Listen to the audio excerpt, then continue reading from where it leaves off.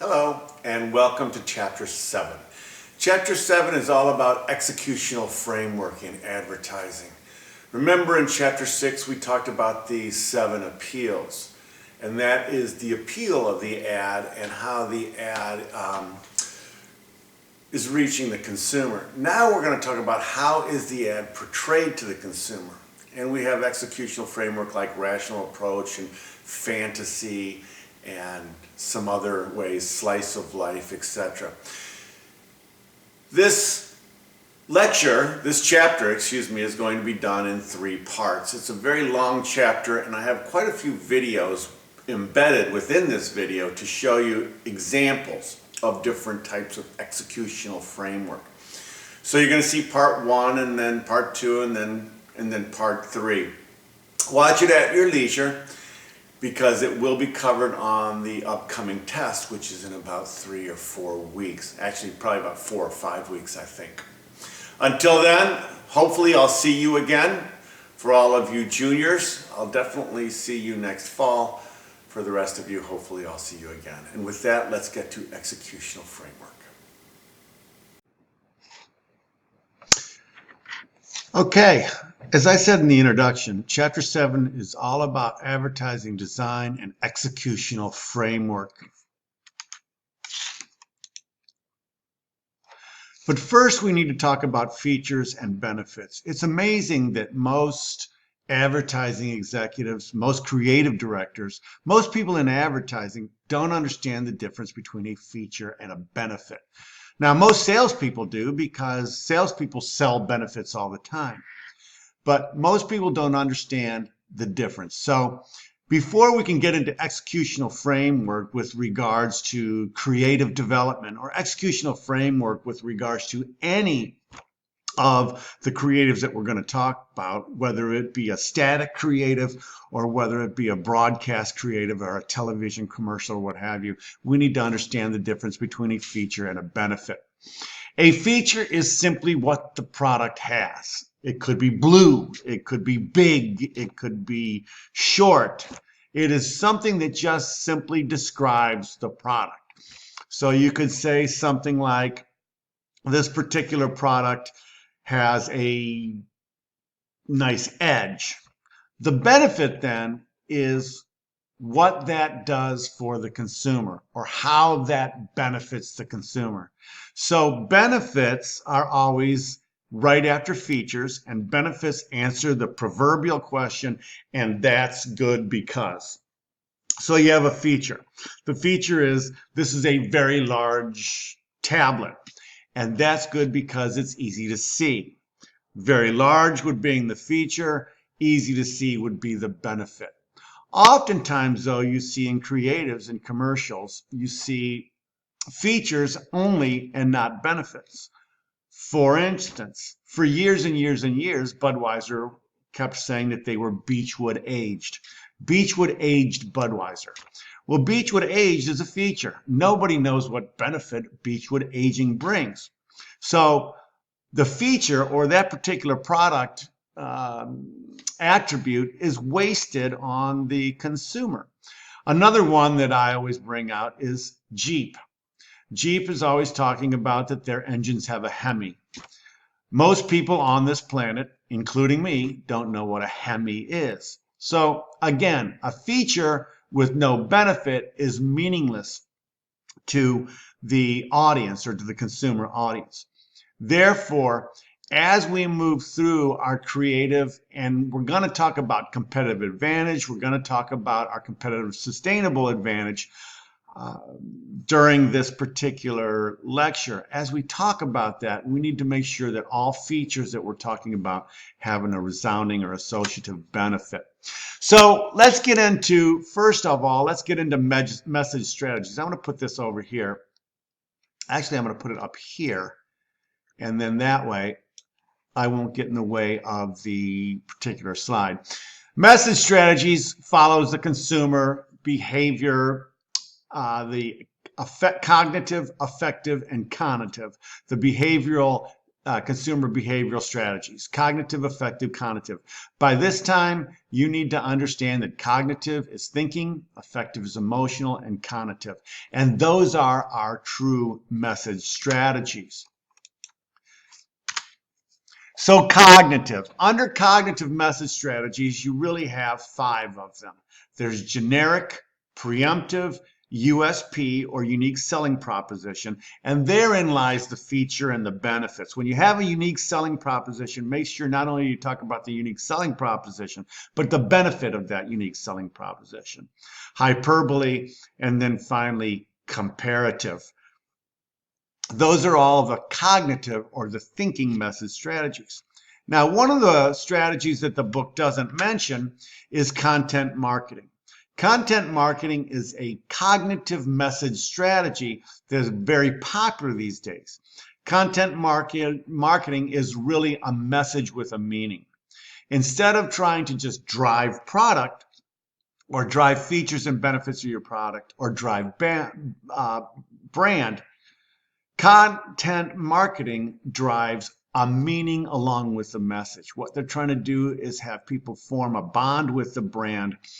So it could be informative product videos, it could be informative societal videos, it could be good video content, it could be artful product descriptions, it could be contests, it also could be informative articles on a website or informative tips for things. All of that is part of content marketing. Content marketing is becoming very popular because there's so much brand parity out there that in order to form a bond with the brand or a bond with the product, advertisers are trying to give consumers something. Here's some examples. If you look at REI, REI's websites always have tips on staying warm, on hiking, on camping, all those types of things. So what they're really doing is they're not driving product, they're giving something back to their consumers. If you look at Ariat over there on the top right, they have award-winning photography, and their big thing is award-winning photography on their website. So people come back to their website, etc., for award-winning photography. Dove, the Real Beauty campaign, Dove has been beating that drum for about 10 or 12 years now. What they're trying to do is give back and trying to build confidence for women. So they're not really driving products per se, but they're trying to drive women's confidence, and they're trying to form a bond with women. I'm going to show you a video that is associated to the Dove Real Beauty campaign.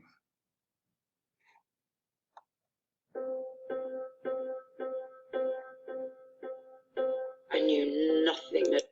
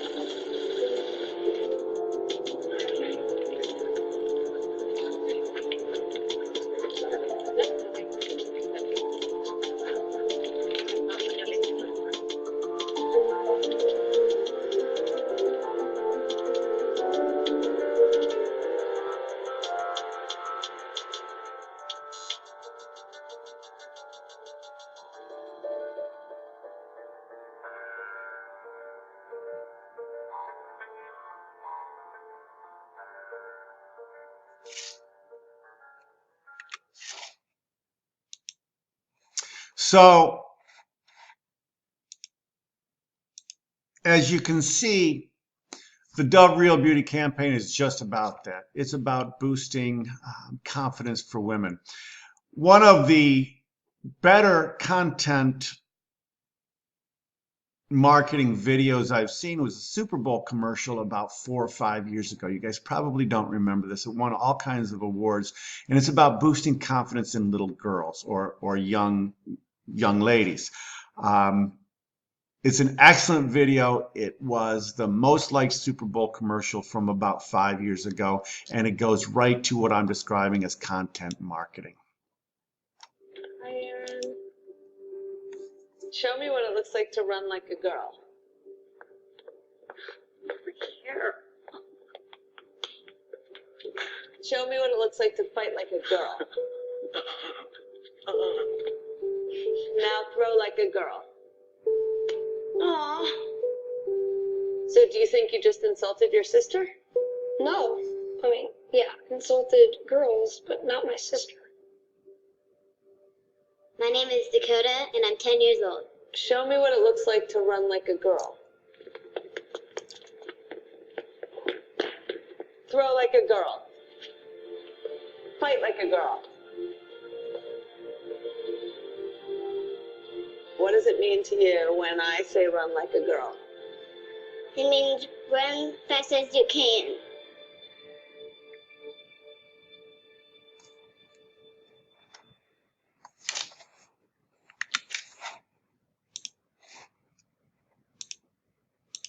Again, a very strong message with regards to content marketing and message strategies. Very cognitive in the fact that it makes you think. It's also very emotional. If you look at the appeals, we just talked in chapter 6 about emotional appeals. Very emotional, both of them that I showed you, very emotional, very content driven. As you can see, they weren't at all product centric. They were really more of a thinking, more of an emotional type of creative. So generic cognitive message strategy is just that. We're here, we're a bank. We're not talking about features and benefits or anything like that. We're just here and we are a bank. So that is a generic message strategy. Oftentimes a generic message strategy is used if you are the only one in town, etc. So not used very often, oftentimes in small towns for a bank, small towns for a movie theater, something like that. Very generic cognitive message strategy. The next one is preemptive. The cognitive message strategy of preemptive is we were the first or we're the only. Most of the time, though, preemptive is they're the first. People associate the first with being the best. Light beer, Miller Lite comes out and says we were the first light beer. Oftentimes you see hospitals saying we were the first to do a heart transplant. Or Barclays Bank comes out and says we were the first to have an ATM. That must mean since they were the first, they were the best. Consumers associate first with the best. So a preemptive strategy really is saying that we're better than everybody else because we invented it. We were the first to do it. Anybody that wants to, you can watch this video. It's about Gulf Coast Medical, and they were the first to have a preemptive neonatal care facility in Southwest Florida. So again, people associate the first with being the best. The next cognitive message strategy is USP, or unique selling proposition. Unique selling proposition is something that you have that your competitors don't have. It makes you unique. It's actually your competitive advantage. Amway, I'm not going to show you this YouTube video from Amway, but the YouTube video from Amway says that our unique selling proposition is you can work from anywhere. You can work from outside, you can work from your home, you're not tied to an office, and that's Amway's biggest USP. I like this particular video. I think it explains what we're talking about with USP. Let me show you this one.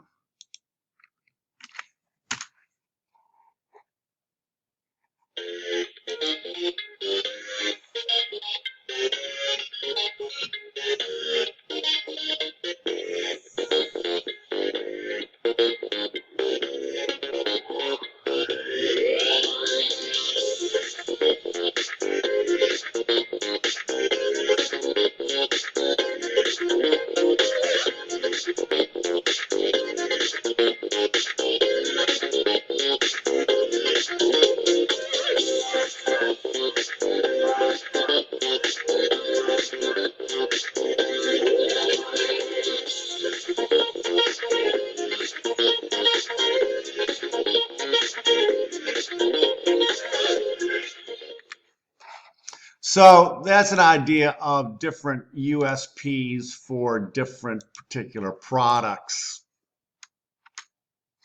Hyperbole is the last one we're going to talk about in this video. Hyperbole is a cognitive message strategy that is an untestable claim. A hyperbole is we're the best cup of coffee, like in ELF. It's a very popular cognitive approach. It's an untestable claim. And I'm going to run out of time before I show you this. So we are going to start part 2 of chapter 7 with an hyperbole advertising for an untestable claim. With that, I am going to sign off. We will be back with part 2 in just a minute.